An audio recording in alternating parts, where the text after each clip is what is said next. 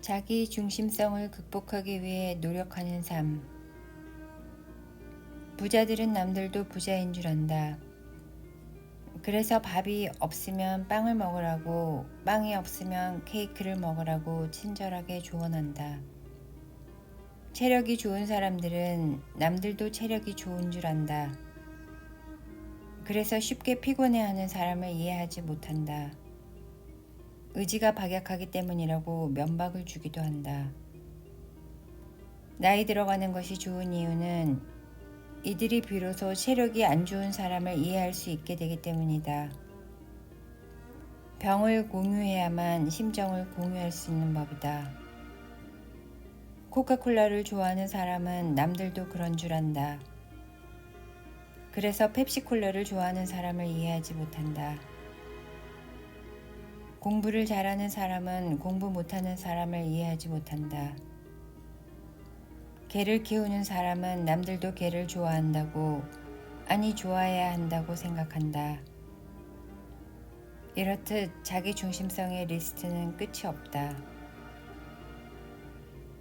심리학이 발견한 인간의 가장 큰 특징이 자기 중심성이다.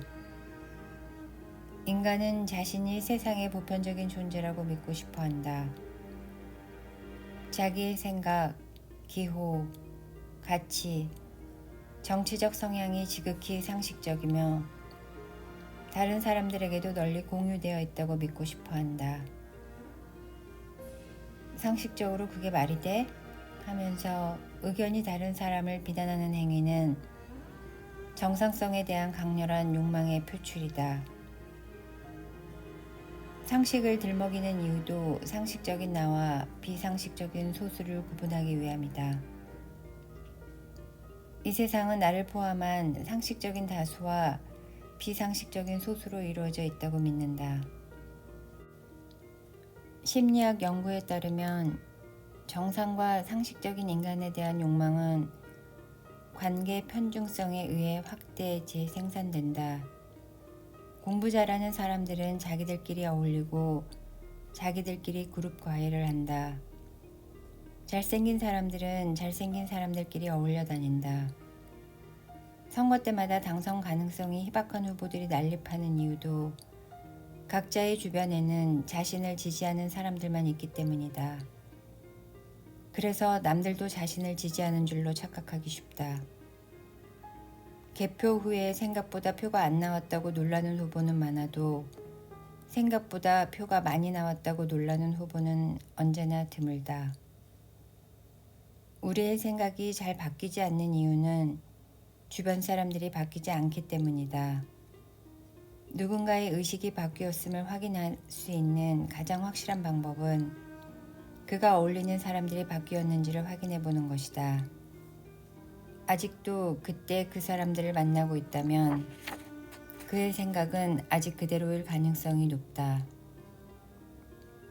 관계 편중성은 지리적 편중성과 밀접하게 관련되어 있다. 부자들은 부자 동네에 모여 산다. 대학 캠퍼스에는 최소한 대학 재학 이상인 사람들이 모여 있다.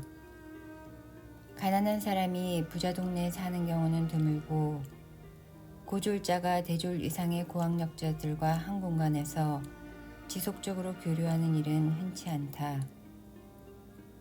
관계의 지리적 편중성은 필연적으로 의식의 편중성을 유발할 수밖에 없다.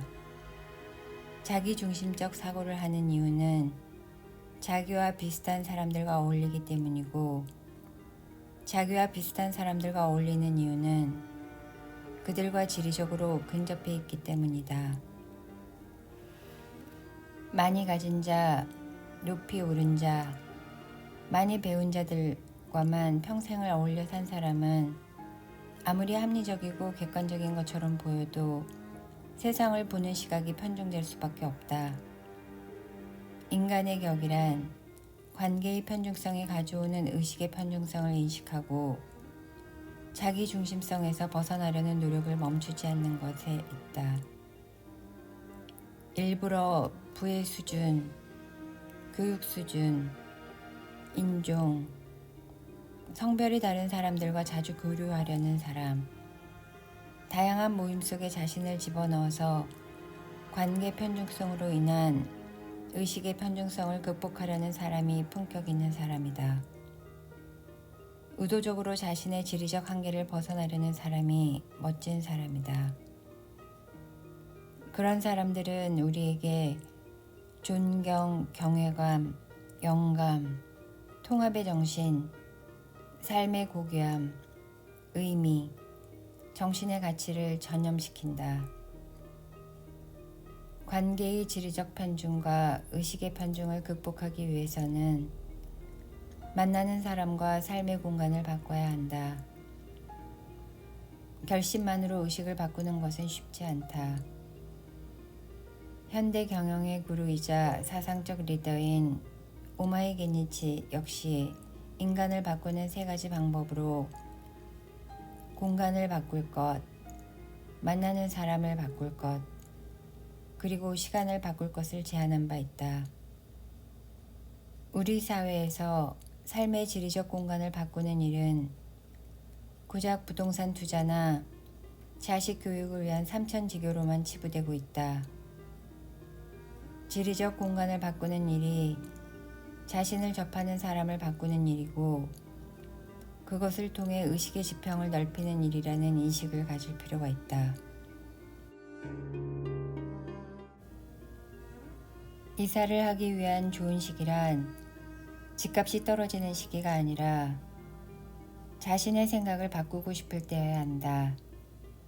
이런 생각을 가진 사람들 곁에서 사는 삶은 그 자체가 축복이다. 당장의 편안함을 위해서는 친숙한 환경에서 비슷한 사람들과 유사한 경험을 반복하는 것이 좋다. 예측 가능한 세상이 주는 안락함이 있기 때문이다. 그러나 그곳에는 도시의 공기가 없다. 중세 농노들이 도시로 도주하거나 이주하여 느꼈던 자유와 경쟁과 개성의 공기가 없다. 파격을 꿈꾸고 새로운 사상에 마음을 여는 것을 장려하는 공기가 없는 것이다. 여행과 이주를 보는 우리의 프레임을 바꿔야 한다. 여행은 단순한 레저가 아니며 이주는 생계를 위한 고육지책만이 아니다. 그것들은 개인에게는 확장된 자아, 개방된 자아를 심어주는 일이고 사회에게는 미래를 위한 장기 투자다. 무엇보다 삶의 품격을 세우는 일이다. 이동을 꿈꿔야 한다. 소수를 품어 안고 다양성을 추구해야 한다. 다수의 힘으로 소수, 이주자, 이단화를 단죄하여 동질성만을 추구하는 어리석음을 멈춰야 한다. 이사를 하든지 제3의 공간을 만들든지 여행을 하든지 하다못해 다른 기관으로 출장이라도 가야 한다. 이주하는 자의 이점이라는 한 논문의 제목처럼 이동하는 자, 여행하는 자에게는 열린 의식이라는 분명한 이점이 있다. 여행하는 자들이 누리는 행복은 자신에게만 국한되지 않는다. 그들이 가져오는 도시의 공기는 주변인의 의식을 확장시키고 그들의 재미있는 이야기는 신나는 수다를 통해 주변을 행복하게 만든다.